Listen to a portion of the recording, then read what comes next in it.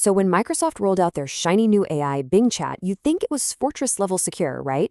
Well, what if I told you the whole thing got cracked in less than 24 hours? And not by some super hacker with lines and lines of code, but with just one sentence. Yeah, let's get into it. This right here is the exact phrase. A Stanford student typed this in, and boom, just like that, the floodgates flew open. You gotta understand, this wasn't some cryptic command. It was plain English, and it sent absolute shockwaves through the entire AI world. And the AI, which had the secret code name Sydney, well, it just folded. Immediately, it spilled everything. We're talking its secret developer rulebook, its core programming, all the stuff it was explicitly told never to share. And why? Because at the end of the day, it's just designed to be helpful. It just follows instructions. So how is that even possible, right?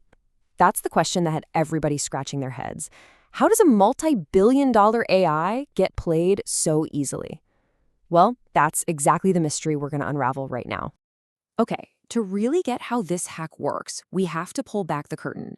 We need to look at how these conversations with an AI actually work behind the scenes. And trust me, it's probably not what you're imagining.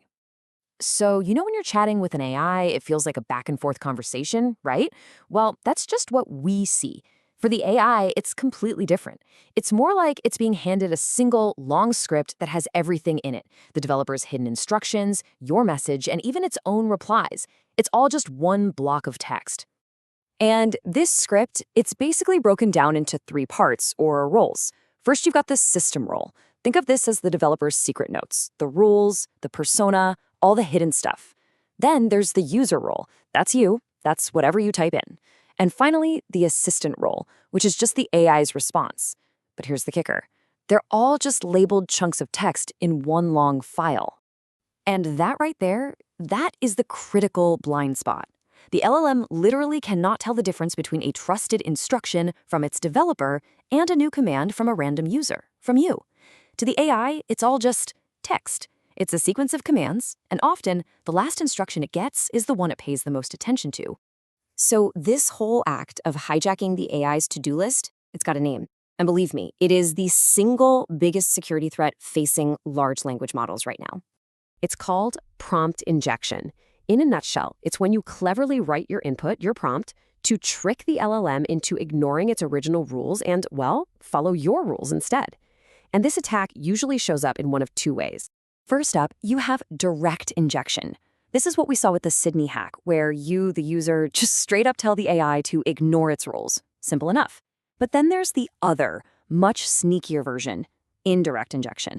Now picture this. A hacker hides a malicious command inside a document, like a web page or a PDF. When the AI processes that document to, say, summarize it for you, it reads the hidden command and executes it, all without you even knowing it's happening. Scary stuff.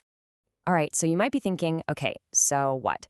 A hacker can make a chatbot say something weird, big deal. But this is way, way more than just a party trick. When you start connecting these AIs to real systems, the stakes get incredibly high. Let's talk about the true cost of this. Look, in a business setting, the potential damage is just massive.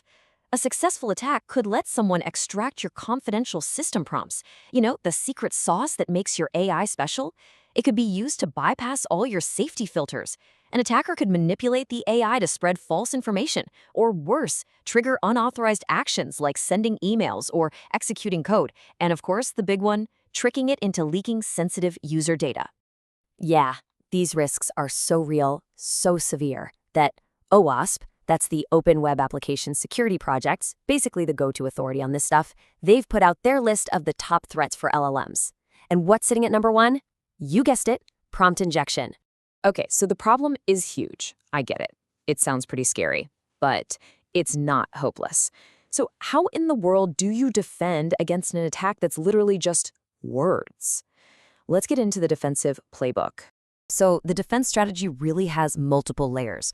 First, and this is crucial, you have to keep untrusted input completely separate from your core instructions. Don't let them mix. Second, you have to treat everything the LLM says as untrusted. Always check it, always sanitize it before you use it for anything important. Third, apply what's called the principle of least privilege. Basically, only give the AI the absolute bare minimum access it needs to do its job and nothing more. Fourth, and this is a big one, for any really sensitive action, like sending an email or deleting data, you need a human in the loop. Someone has to physically click approve. And finally, you've got to monitor everything. Log the prompts, log the responses, and be on the lookout for anything suspicious. But look, beyond all the technical fixes, the single most important defense is actually a change in how we think. We have to stop treating the LLM like it's a trusted employee. It's not.